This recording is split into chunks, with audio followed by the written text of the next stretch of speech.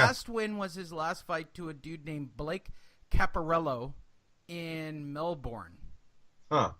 Nope, doesn't ring a bell. He's clearly making the rounds. Don't get me wrong. Yeah, Bivol is a clear cut. This is a showcase fight for him. He's gunning for hopefully a Kovalev showdown. With either Alvarez finally getting his shot at a main event. Yeah, this is a guy that's chased around the other fucking dickhead PBC Bellator fighter, Stevenson. Chased around him for like 2-3 years. They never gave him the fight. Here's my question about Dmitry Bivol, all right? Because we've been having this guy jammed down our throat by HBO for a while. HBO. Right? Yeah. His biggest win is against Sullivan Barrera. It's a good win, though, Lee. Barrera was it?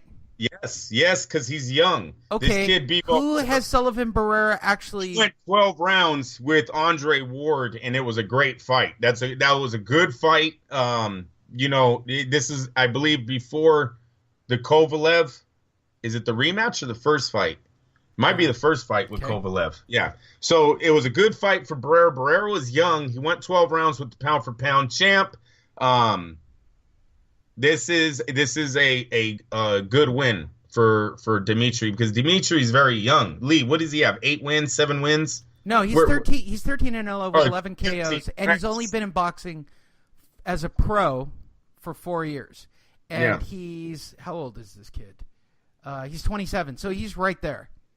And this is why all of these European fighters are kind of getting pushed forward now. None of these guys are building records from over there anymore. And so he's just another product of that. If he wins this, beats this one, look for him to get the winner of this Alvarez Kovalev bout. I don't see them holding back on him. There you go. It's a good fight card for the light heavyweight division. And look, there's also rumors. Did you see Andre Ward did a little Instagram post of he said, "Boxing, I miss you," and he's sparring. Did you catch that this week? No, I did not. So that happened, and you know the guy that just won the Usyk, who just won the cruiserweight. He's the undisputed. He's undefeated. He's really big over across the pond. This is like right down Ward's avenue, right? He's dominated the European fight scene. Look for Ward maybe to come back as a cruiserweight and take on this undefeated Olympian who just became the cruiserweight title holder. So, yeah, big things for Andre. He might be on his way back. And I know this Bivol, Alvarez, Kovalev, this whole triangle here has a part of that. I don't really think Andre wants to see Kovalev again. But if Kovalev was to get to these next two guys, come on, that fight's kind of big just because Kovalev talks a lot of shit about Andre Ward, right? We all know he can't beat Ward, but the guy I guess, Lee, your white-black thing, right? He walks around, says a few slurs, then says, "Oh, I didn't know Americans are so soft," or whatever, and boom, the fight's big again. So, yeah, this is what we got for Andre Ward. One other note for Friday night, which will be streaming on the ESPN Plus app, which if you guys didn't stop your ESPN Plus app, you're now being charged $5 a month to watch, so you might as well watch it. That's me. Yeah, that's me too. I now have it on my phone. Billy Dibb is taking on Tevin Farmer in Australia. Tevin Farmer, Billy Dibb. I don't know if it'll be that great a fight, but it is for the IBF lightweight title. How old is Billy Dibb? Seems like a blast from the past here. Tevin Farmer, the guy that got kind of famous on the HBO, right? HBO's been searching for fighters here. Farmer kind of squeaked through the cracks, had a good fight. Now he's the champ. So to answer your question, he is 32. 32, yeah. But he's 43-4. Yeah, he seems like he's been here for a while. Yeah, I like Farmer. Farmer comes from a good pedigree of fighters. I believe it was his uncle that was a good professional fighter. It's I'm losing what his uncle's name was, but I remember HBO was pressing that a lot. Yep. So good pedigree. His last fight was against Ogawa back in 2017, so he's had about a year off. He fought at the Mandalay Bay and had a win there. He has never really gotten all the way to the show, Andrew. This is it. Title time. No, didn't he win the title from Ogawa? Did he? Is he he's the IBF World Superweight? Yeah, you're right. Yeah. So this fight is for the IBF It's for the vacant IBF World Super Featherweight title. So he's the IBF World Superweight Feather. What the fuck does this mean? I hate it when they do shit like this, Andrew. It says that he won the vacant title against Ogawa, but now they're saying they're fighting for it again against Billy Dibb. I don't get it. Do you get it? I don't get it. Can't be the same thing. I think it's an IBF title fight. Right. But they're saying it's the vacant IBF title fight. Is he moving up in weight? I don't know. But there you go. If you got the ESPN... You lost me, Lee. You're looking at the damn thing. I know, and it's confusing, and I'm staring at it. The only reason I pointed out is we're all fucked, and we now have the ESPN Plus app on our phone, so you might as well watch some fucking boxing on Friday. That's what I'm saying. Or figure out how to turn shit off on your phone. Hey, I wonder if Devin Alexander's going to cut that 80s porn mustache off before the fight. I hope he goes in with it because he looks fucking classic, but he definitely looks like the old guy in the gym now. The stash is so it's so 80s. You can't do that shit. That is not cool. Joe Gans. Do you remember that guy? No. Oh, sorry. Go ahead. No, that's his uncle. All right. I told you it was somebody. It is definitely someone. I'm going to look him up. Here's a little history. Joe Gans was an African-American boxer born in Baltimore, Maryland, who was rated the greatest lightweight boxer. Why does he have to be black, Andrew? What about the Me Too movement? Hey, man, I don't know. I don't think you're allowed to mention that people are black. I am just reading. Jesus, do not kill the messenger. All right, but that's it. He's the greatest lightweight boxer of all time. Told you, good pedigree. That's his great uncle. Now you know something, you guys. HBO already told you. The more you know. I feel like it's like the old NBC, the more you know. It's almost, you might bet on Tevin Farmer because of that over in the UK. You know, our UK look, I want to use my ESPN app, so I guarantee there's going to be a lot of ESPN app updates.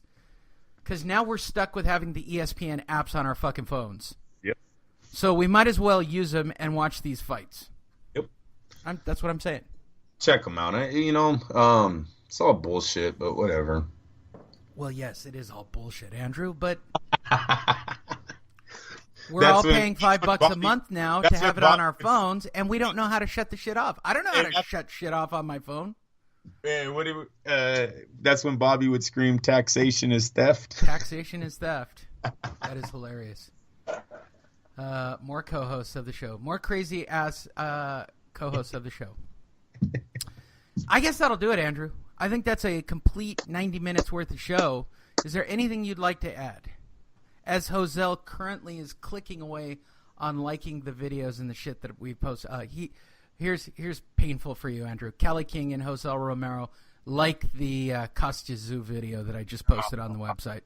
Everyone did, right? They were over Chavez beating up everybody. No, it's not about Chavez beating up everybody. It's that... Frankie Randall broke Chavez. No, he definitely beat up everyone, and people got tired of it. What, are you saying that Frankie Randall didn't beat Chavez now? He was 90. No, but he was on cocaine when he did it. I know that. You like how I say that with hella confidence, like I was there or something. Yeah, right. I'm just saying there was no drug test afterwards, and Don King said he didn't care. Look for the rematch. So whatever. I think he fought with 2 broken ribs that night. Maybe he just had tremendous heart. Who knows? A journeyman turned legend.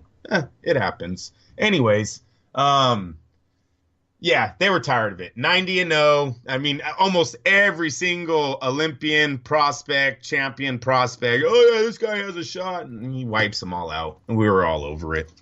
And matter of fact, I honestly believe that's what affected Barrera's career coming right after Chavez. I'm dead serious, you guys. Those Junior Jones fights were straight bullshit, man. But I don't think boxing was ready for another Mexican at, what was he, 54-0 at this time? Like, boxing's like, oh, God, here we go again. 54-0? I look up Barrera's record. But he's pressing hard at this time, and then he has 2, weird wins. That one loss to Junior Jones, the disqualification was bullshit. And the rematch, that was a close fight. Really, really close fight. I didn't see Junior Jones winning it as lopsided, I believe, as they had it that day. And I just think Barrera was a product of people were just fed up with the whole Mexican dominating the boxing scene thing. Well, if I had to pick I don't want to get racial here, but if I had to pick one race, Mexicans are by far better fighters.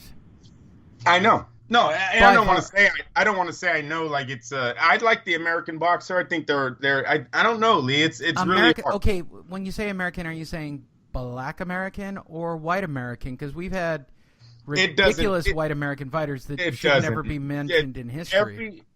Every era has a different race that's dominating the sport in America, right? You had your Italians at one point. Now you have your four of them, but. No. There was a lot. Because we're a fucking racist, backward-ass country. Oh, will you stop? We had an American heavy. Are you going to try to tell me that Gotti was a great fighter at some point? No, but he packed the house, dude. Yeah, what? And he had great wins. Right. No, wait a minute. Okay, look, the Tommy Morrison effect is real, right? Oh, I've always said this. You don't have to be a great fighter. You just have to put butts in seats. As the ghettos changed, we all heard the story, Lee. It's been said many times in boxing that the fighters changed, right? It's you don't have as many ghetto Italian neighborhoods anymore, right? If you want to say it that way. They're not producing that many fighters anymore. Andrew, more importantly, has training camp started for you?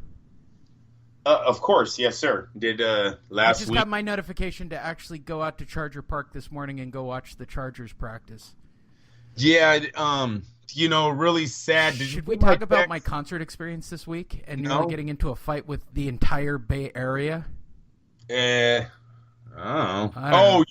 Chargers thing. Oh, yeah. Oh, dude. Hey, okay, a little postscript to this show. So I went to the California Mid-State Fair. For those of you who don't know shit about California, the California Mid-State Fair is in a city called Paso Robles. Paso Robles is literally in the middle of California in a shithole town where I think the number one thing they do is grow wine. They grow grapes, right, for wine. That's what they do. Boy, you're going to be happy about this comment by Hosel. Hosel, I don't know shit about boxing Romero. I'm just saying that. That's your new nickname, Hosel. Get used to it. Let me tell this story first, and we'll go to Hosel's comment about this fight that I posted. So I was going to the Luke Bryan concert. That's country, Andrew. I know you're a big fan. Right. So I wore my Chargers hat. Now, what I keep forgetting about anything from Bakersfield north to San Francisco, what is the number one fan base from Fresno to basically the tip of California, Andrew? The Raiders. Oh, not just Raider. It's like real Raider. Like, they all believe that they're real Raider fans. Like, if you go to Fresno to watch a game, it's real Raider fans in Fresno. Yeah, I was shocked. You're right. We were in Fresno together. I was shocked how many Raider fans were out there. Right? Yep. It's hardcore.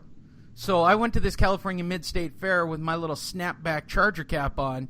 I'm standing in line, and people are already making comments about my Charger hat. So first I send a note to my coach, professor, and friend Sammy Garcia, the two-stripe black belt, and say to him, look, shit's going to get real here. Like, this is going to, like, fights are going to happen. These are big white guys getting drunk in the sun at 4 o'clock in the afternoon. It was 112 degrees, Andrew. Like, they're getting drunk in the heat. I said, shit's going to happen. Somebody's going to say something, and I'm going to choke one of these big fucking farm-fed, cowboys out, and I'm going to get kicked in the head, and then Diana's going to pull out a gun and shoot everybody. And, by the way, that's what would happen. I don't know if she was actually carrying that day, but I assume that she's carrying most of the time. She took the hat off of me within the first 15 minutes. 3 people in 15 minutes made a comment about my hat. That's how fast it all happened. Sent a comment to Andrew, who said, be smart. Sent it to my coach, who just basically laughed at me.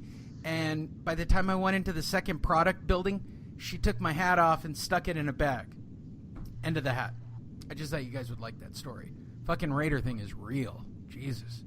Josel Romero writes, in regards to the Castiazu Julio Cesar Chavez fight, he was so done by this time in his career.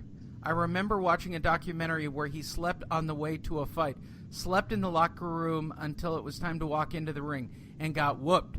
Sad to see legends go down like that. Still love rewatching this fight, though. Listen, Josel, I don't